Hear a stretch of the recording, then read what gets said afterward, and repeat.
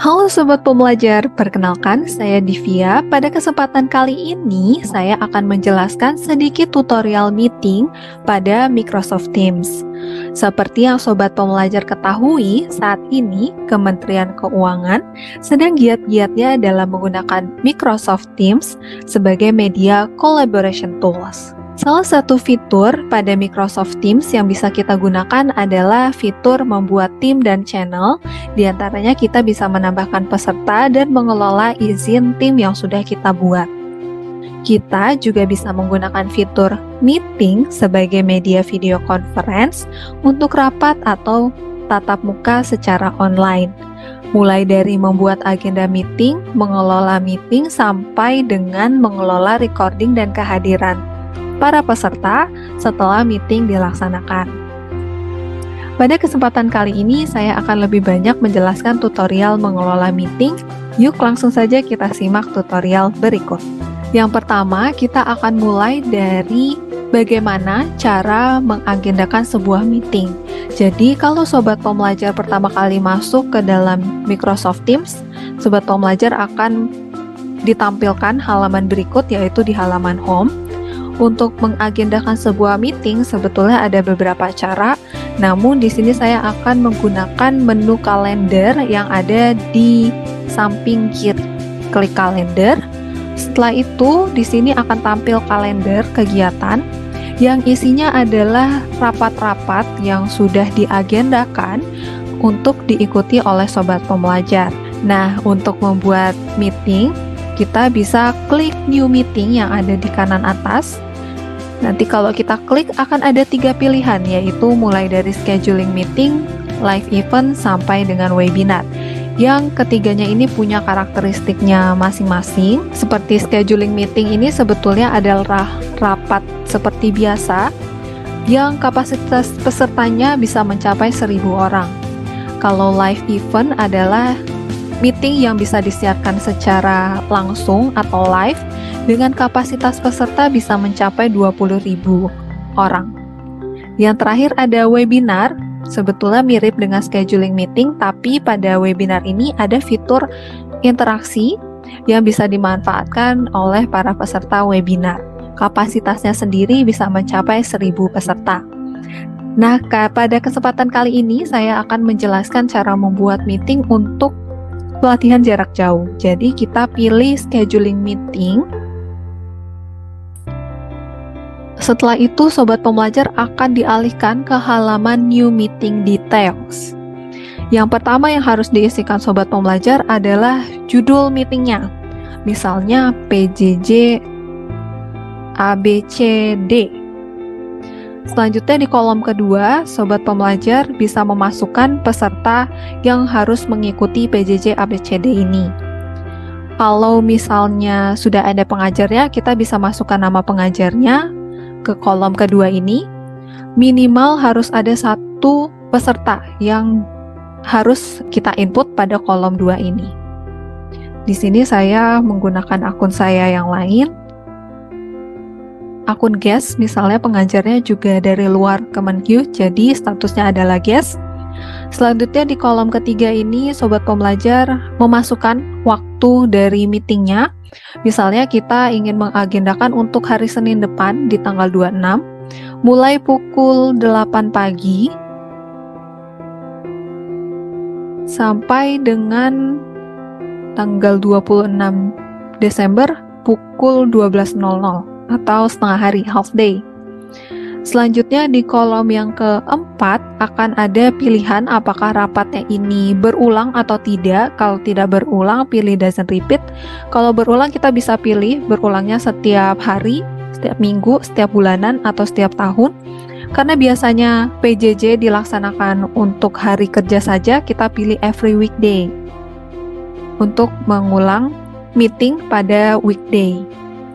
Kita pilih start-nya di tanggal 26, diulang setiap 1 minggu, di hari Senin sampai dengan Jumat, dan akan selesai misalnya pelatihannya 2 minggu, kita pilih sampai tanggal 6 di hari Jumat. Klik save. Jadi kita akan membuat meeting untuk PJJ ABCD yang dilaksanakan mulai tanggal 26 sampai dengan 6 Januari. Selanjutnya Sobat Pembelajar bisa menambahkan channel untuk menautkan meeting ini kepada channel tertentu.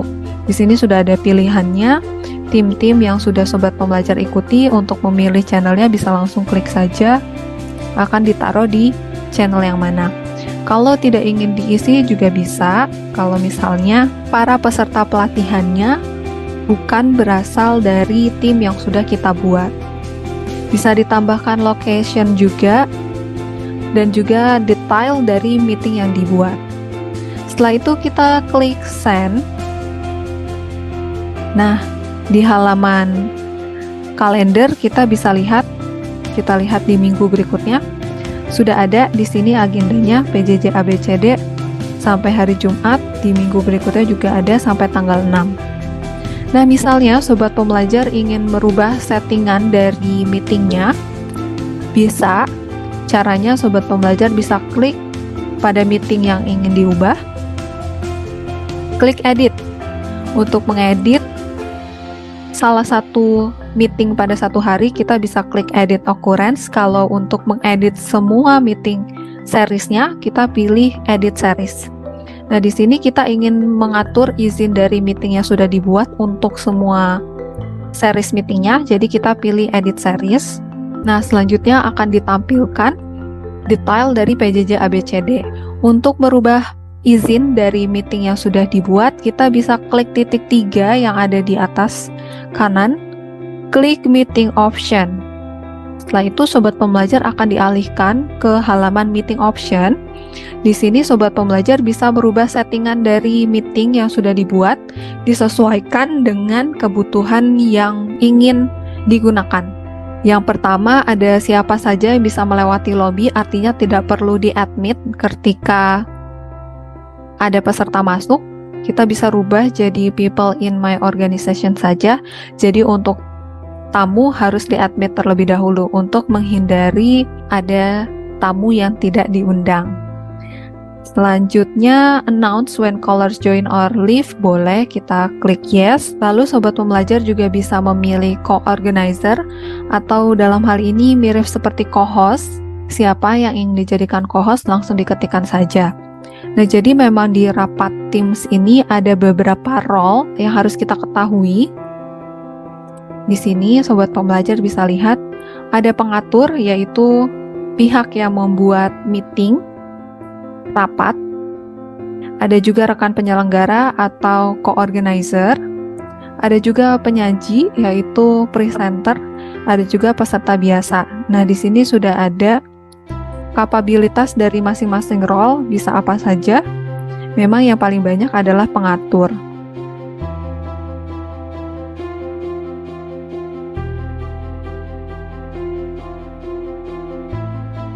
Setelah itu, Sobat Pembelajar juga bisa merubah akses siapa saja yang bisa melakukan share screen. Apakah semuanya, atau hanya specific people, atau hanya pembuatnya saja, atau people in my organization and guest.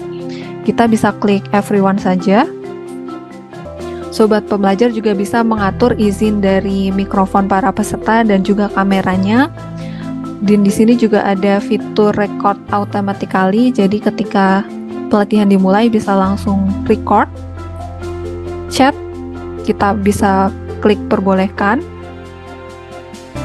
Reaction boleh, terus ada attendance report juga tidak apa. Lalu kalau sudah, klik save. Nah, selanjutnya kita kembali ke detail PJJ ABCD. Nah, lalu bagaimana cara kita membagikan tautan dari meeting yang sudah dibuat? Caranya kita bisa copy link di sini, atau Sobat Pembelajar juga bisa mengcopy meeting ID dan passcode dari meeting yang sudah kita buat. Kalau sudah, kita klik close, lalu Sobat Pembelajar bisa membagikan tautannya kepada para peserta. Selesai untuk mengagendakan meeting.